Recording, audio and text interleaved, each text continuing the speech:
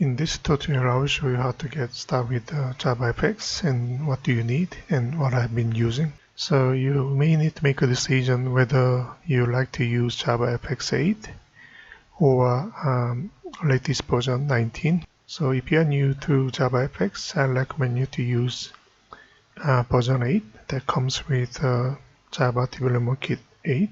You can use NetBeans 8.2, which is very small, or you can use the latest version 15. Especially if you're going to build the executable Java file, maybe NetBeans might be a better option. Also, you can use JavaFX Scene Builder 8.5.0 for user interface design. For installer, again, it comes with JDK 8. You may need to install WiX Toolset version 3, so you can build the installer with NetBeans. For my case, I have created multiple videos using Windows 10 64 bits. Most of my reference, I do have a textbook for JavaFX 2 and 8. If you're not really new to JavaFX, then you may consider using version 19. So you may need JDK 19. I start with IntelliJ 2019. Now I'm using 2022. Then JavaFX Scene Builder, latest version is 19. To create the installer, there are many things to prepare.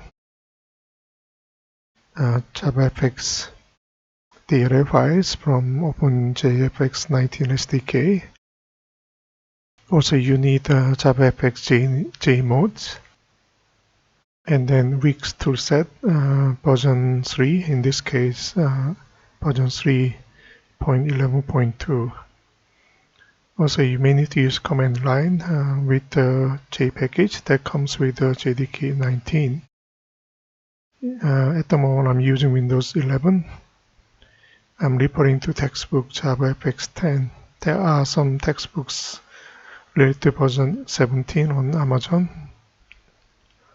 So make a decision whether you like to use JavaFX 8.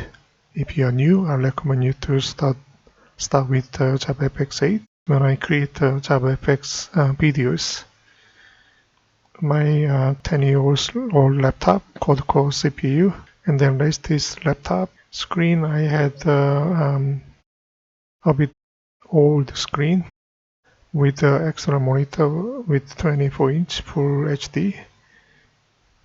Both of them I do have 16 gigabytes DDR3 or DDR4 RAM. I recommend you to use SSD NVMe PCI Express, which is much faster than traditional hard disk drive. That's all. Thank you.